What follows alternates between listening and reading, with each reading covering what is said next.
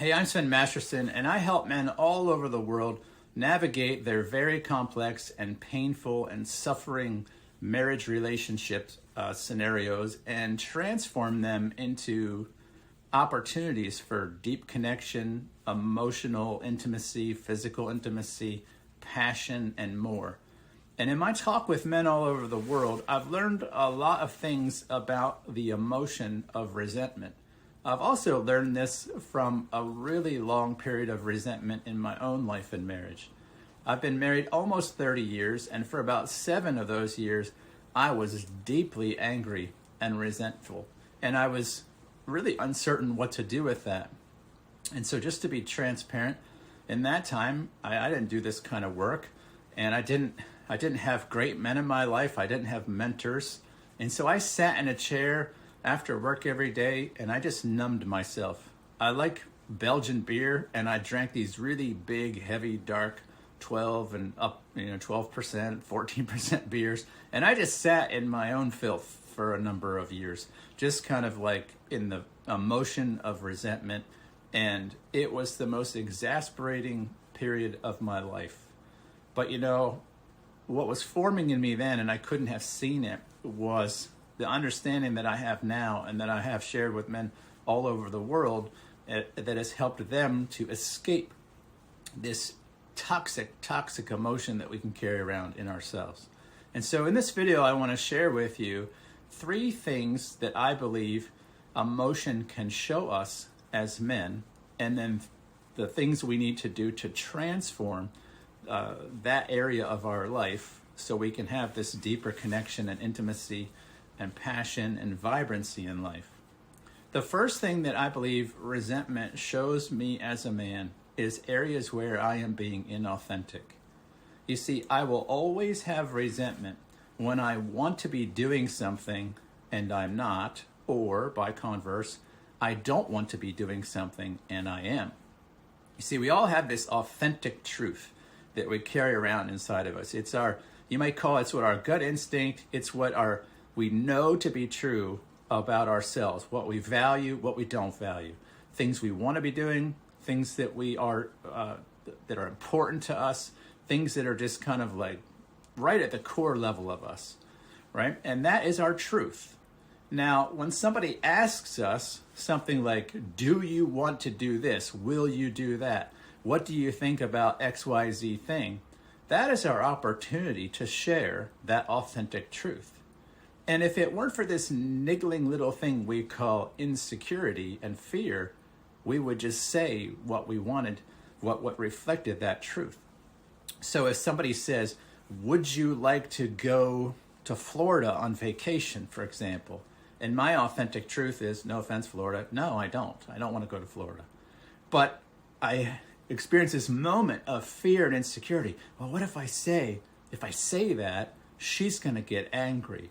She'll be really upset. And if she's really upset, she's not going to talk to me for like 2 weeks. She's going to stonewall. She might even move into the guest room. I'm not going to have a pleasant day-to-day life. And so, sure, I'll go to Florida. This pattern is what happens in men, and not just men, but this happens to us as husbands in marriage all the time. And when we start doing that, you see what we're doing was we're laying our authenticity on the altar to the appeasement of the God we call our wife. And that might seem like it's some great idea, and yet it's not. What'll end up happening is we'll end up having resentment, and we'll having that resentment towards her. And I want you to think about how misplaced that is, because she didn't make us do that. We actually experienced insecure thoughts, and we projected, if I'm authentic, it will cost me.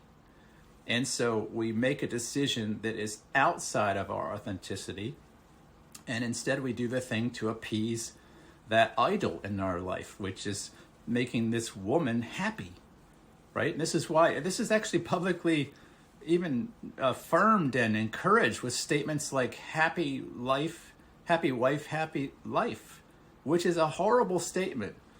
Life is not happy when the wife is happy. It's the other way around, right? When I have a happy life, that's actually when my wife is the happiest, right? I don't wake up every day to make her happy. That would be to make her an idol, and it will make me actually sacrifice my authenticity on the altar to her. And that's what I did for a number of years. And you know what? It didn't please her, and it didn't please me. Now, why didn't it please her? Because she has the sense and an intuition to know I was not being authentic. Now, if I'm not authentic, how trustable am I?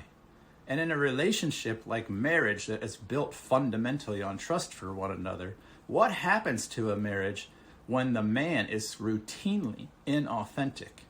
He's not trustable. And with the waning of trust goes the waning of connection, the waning of intimacy, the waning of passion, the waning of romance, and really everything that's important to both parties.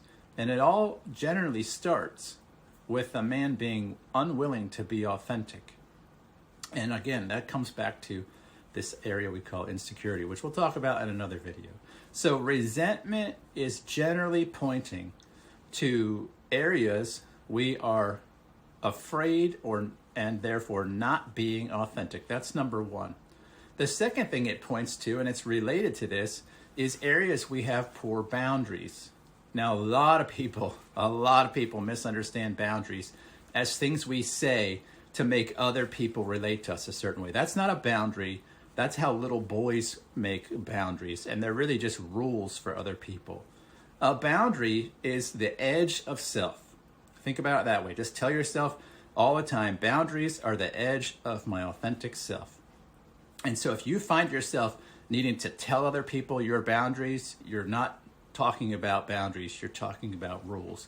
Boundaries tell me where I must start, or the boundaries tell me where the edge of my authenticity is, and where if I go one step further than that, I'm actually stepping out of authenticity and therefore out of integrity.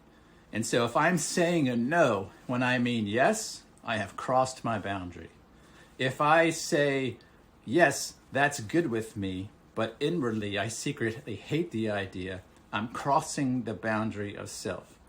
And so a boundary should be kind of like a signpost that says to you, hey, Sven, don't go past here. And if you go past here, you're no longer operating as you. And so a boundary is a marker kind of inside of my soul that says, don't go past that place, because to do so violates you. And when you violate you undermine yourself, you undermine your own respectability, you undermine your own trust in yourself, you undermine your connection with yourself, you undermine all of the good and important things within. And if you undermine that, you're also not trustable to other people. And so personal boundaries are really about knowing where your own value system requires you go no further in that direction, right? So think about it like you might think about your property. I have 25 acres here as a homestead, and if I walk that way, I'm going to run into the property line. It's my boundary. And that boundary tells me if I go one step further, I'm no longer on my land, I'm on someone else's land. And when I'm on someone else's land, I'm kind of beholden to the rulership of who owns that land. And this is exactly what happens in a relationship. As soon as I move past my authentic self, I move into the realm of someone else. And I will generally have resentment towards whoever that is, because I won't like how they manage what I need and want and desire. And I'll have resentment towards them for how they're going about something, because I want it to be different. Yet, metaphorically, I'm no longer on my land. I left that when I made the decision to cross my boundary, stop being authentic, stop having my own opinion, my own value system, my own beliefs, and start trying to operate to appease someone else, right? So poor boundaries create resentment. The last thing that resentment shows us, and it's related to all these things, are areas where we have dependency. The only reason we generally become inauthentic is because we're exchanging that authenticity for the promise of getting something from whoever that person is that we are agreeing to leave our authentic self and cross our boundaries to be with. And this most often for men I speak with happens in areas where a man wants something like love. He wants connection. He wants to be valued. He wants to have a sense of worth. He wants to be respected, admired, appreciated. And the person he believes can do that, it's usually his spouse or others, looks like they'll only do it if he does this thing. If he says yes to going on that vacation he doesn't want to go on.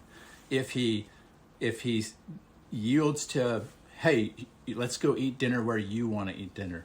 And so this man starts to live in this inauthentic way of exchanging his authenticity for things that he feels dependent on his wife or partner to have. And so resentment shows us where we have dependencies. Now, I could prove this to you if you want at some point. I do this with calls with men all the time, is if you get really clear in the moment of your emotions about what you're feeling, and you're feeling resentment, and you just purge that out, and you talk to somebody who can hear that clearly without themselves being triggered, what they'll hear is basically your story of dependency and how the person you're resentful towards is not meeting your need, your want, or your desire. And all the time when those things exist, those needs, wants, and desires, they can be distilled down into a fundamental or a more fundamental need, want, or desire that you have, that you really could and should own for yourself, but you have abdicated to the other person. And you don't like how they're handling the need, want, or desire that you abdicated to them. And so you have the emotion of resentment. Now, here's the good news.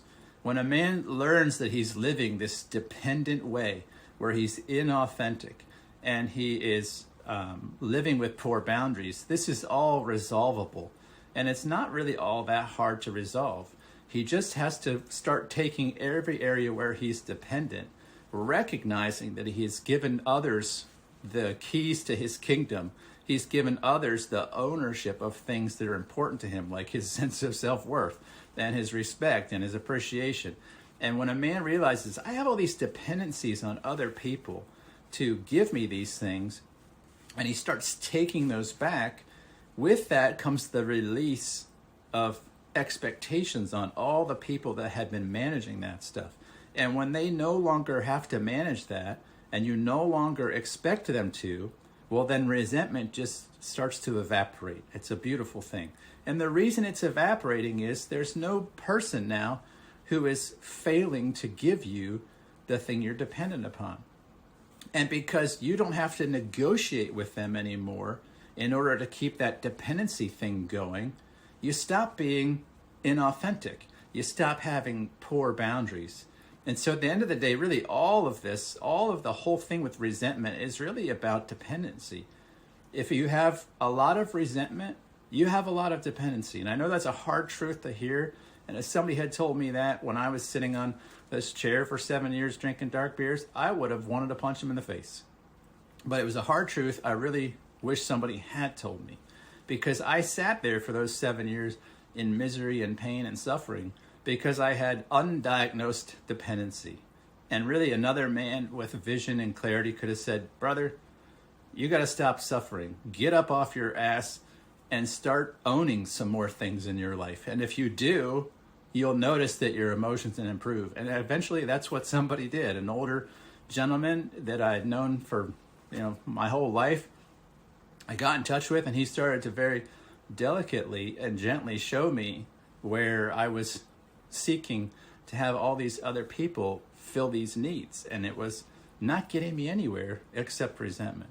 And as I started taking ownership of these areas of my life, things that I had abdicated and delegated to other people like my wife, I started to notice my emotional life greatly improved, and improved so much that I then started spending a lot of time talking to men all over the world about this, And while men had a lot of questions about, hey, how did that happen? How'd you get out of this?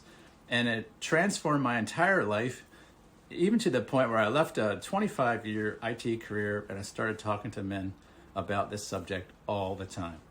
And so I hope this has piqued your curiosity. I hope it's given you a little bit of light at the end of the tunnel if you, like me, are sitting there wallowing in resentment and anger and frustration.